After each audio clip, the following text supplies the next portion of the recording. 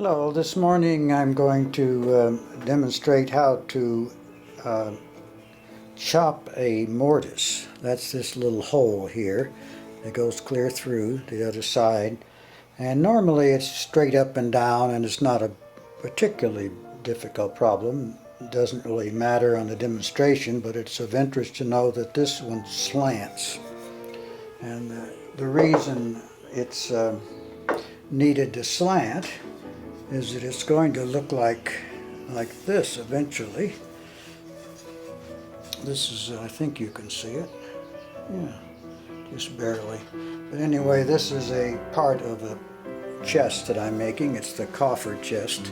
And these tenons go through the mortise hole and are the way that the whole chest is hung together. It's pieced together, and it's more complicated in part because I have to make little points, arrow points, at this point where the stretcher intersects the leg of the coffer.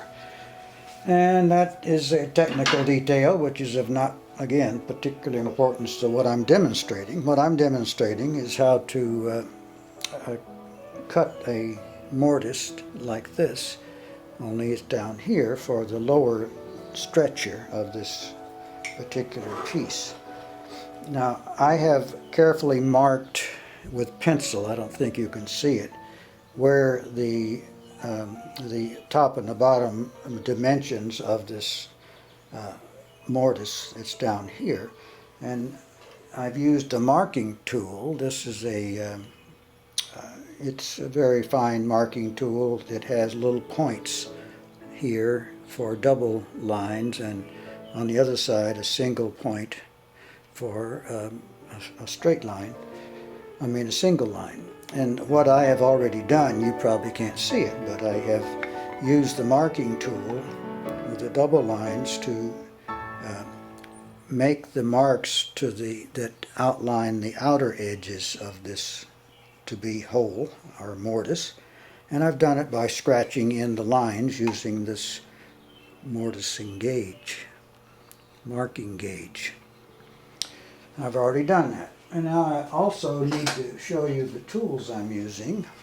I am using what's called a mortising chisel. It's a specially made chisel with a very heavy metal cutting shank, and it's long, so it can go through quite a long space on a piece of wood that you may be making a hole in. This one happens to have little padded leather bumpers or fenders up here that so if you were to go clear through, it would not mar your wood particularly. The cutting edge is right here, and it's very sharp, and it's slightly tapered outward so that when you get into the hole, the tool will go through without too much difficulty. So the cutting edge is slightly wider than the supporting edge.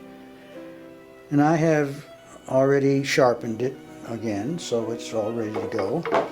I used this particular, normally it would be a combination square, which is always perfectly 90 degrees, but this one has angles, so I've set it for a 2-degree angle, and that's what I use to mark my line. I have found this tool to be useful. It's a depth gauge.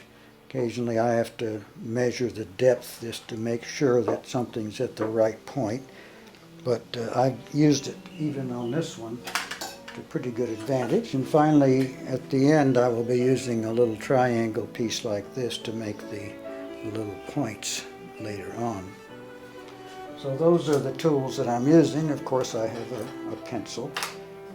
This is the leg of the piece I'm working on, and this is the stretcher that's eventually going to go into this leg to correspond to the other one up there. So that's what I'm doing. Now I'll take a break here and come back to you in just a second. Okay, I'm back again. I have my piece that I'm working on clamped down. I use these spring clamps that are quite nice because they're strong and they are wide.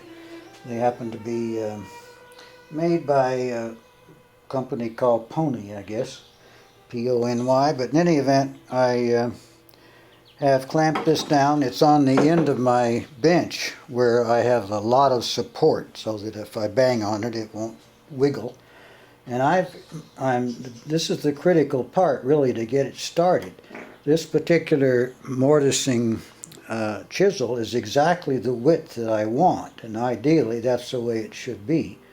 I lined it up with the lines that are marked with my marking gauge. And I'm holding it down here because I want to make sure I'm pressing down that it's exactly between the lines and as square as I can get it. And then instead of hitting it hard, I just give it a little tap like that. I've learned that if I hit it hard, it will move it very often and it'll be out of line by the time I'm through with it. And I'm trying to get a very straight edge so that it will look nice when it's all done. Now I've moved it back about, 1/16 of an inch, centimeter maybe, and I'm doing the same thing, giving it a little mark, and then just a little mark so that it will stay put when I give it a whang. And I'm moving back about another 1/16 of an inch. Now I'm ready to really do some cutting. So I'm going back to where I started, and I'm putting the chisel into the little mark I've made, and then I've given it a whack.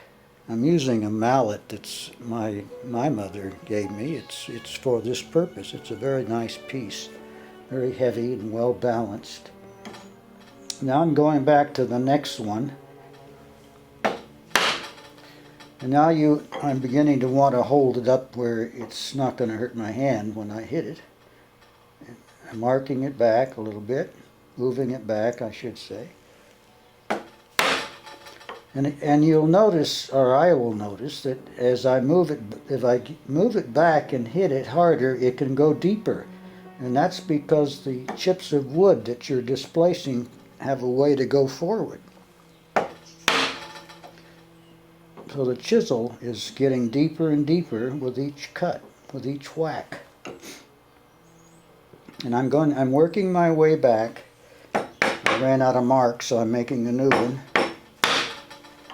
And I am working back towards the line that I marked in pencil, which is it's the line that I want to end at. But I'm not going to go clear to it. I'm going back to within about 1/16 of an inch of that line, and then I'm going to stop and work it the other way. I started in the middle, I maybe didn't mention.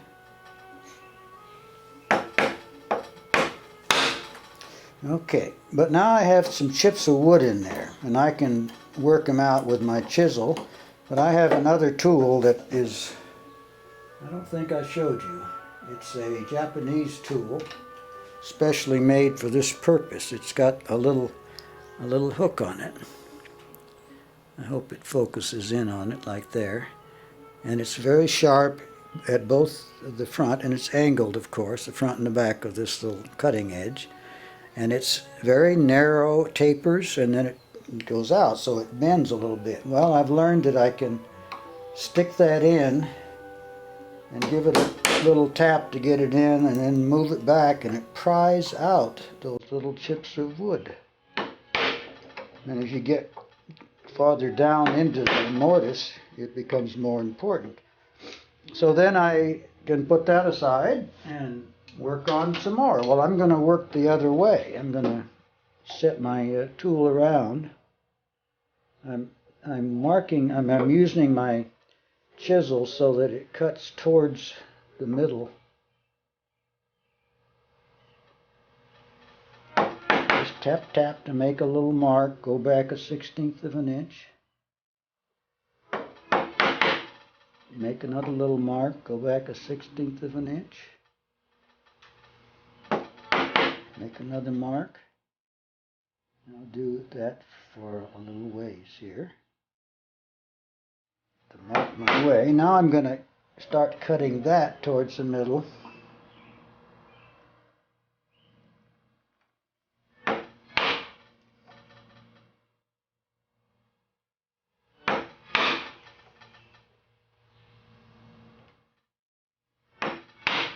Gets deeper and deeper. I've got some little chips in there I want to clear out, so I'm going to use my Japanese tool again.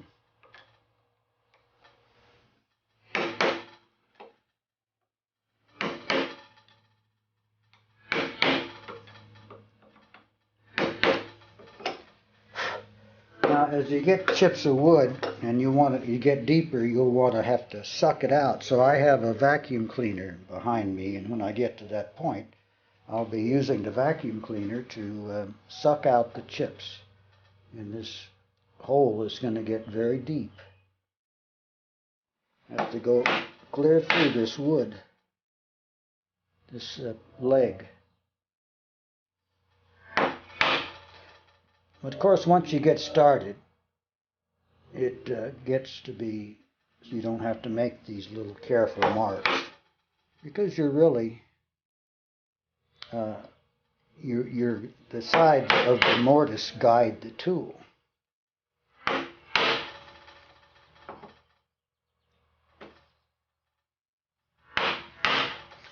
Now, a skilled workman of the old days could do this very fast. So it's almost silly to think that they would use drills, but they often would. With big mortises, they would drill out as much of the wood as they could and then trim around it. But the preferred way is to use a mortise and chisel that's exactly the same width as your... Now I've moved back towards the line within 1/16 of an inch on either end of my mortise. And now I can start in the middle again and work towards the back. And I can give it really big whacks.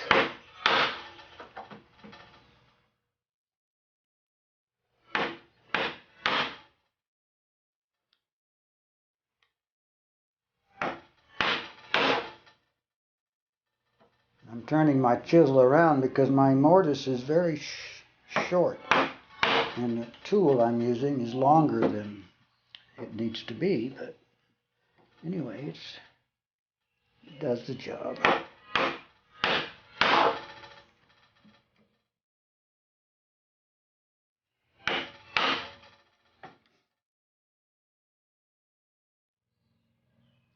turn my tool around again. As you go, you need to worry about lining up the edge with your hole, because otherwise you'll destroy the nice clean edge that you made.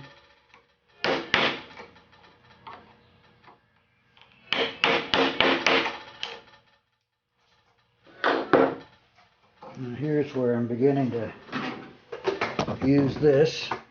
You're going to have to close your ears off. The vacuum cleaner. Okay, I'm going to do it one more row, and then I'm going to turn off the camera because you can get the idea from what I'm doing.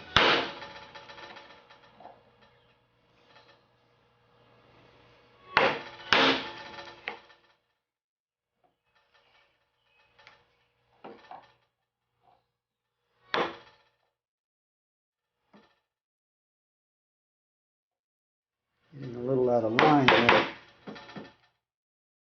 be careful.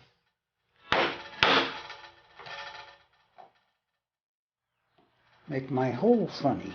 Don't want that. As you go down, the shape of your chisel cleans the sides pretty well.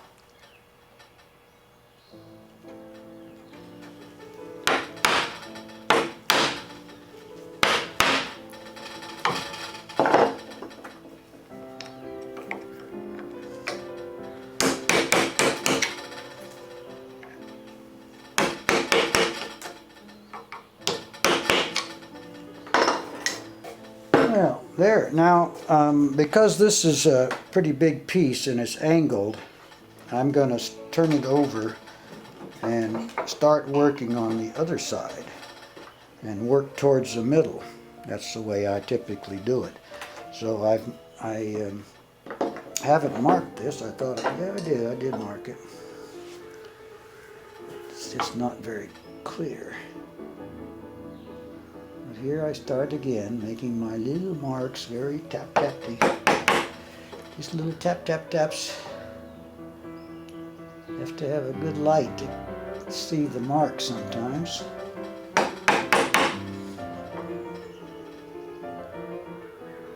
And going back 1/16 of an inch at a time.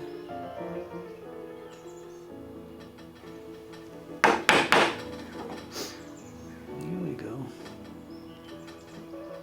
Actually, I'm a little bit off, so I'm going to have to move my tool over a little hair of a thing.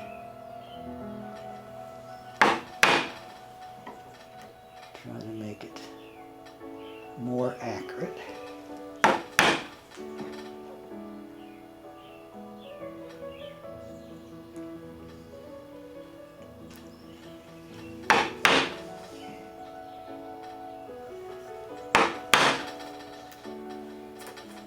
Now I can give it a whack.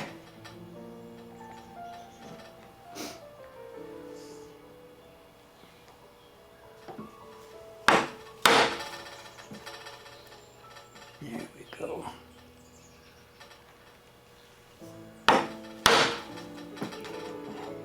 Great.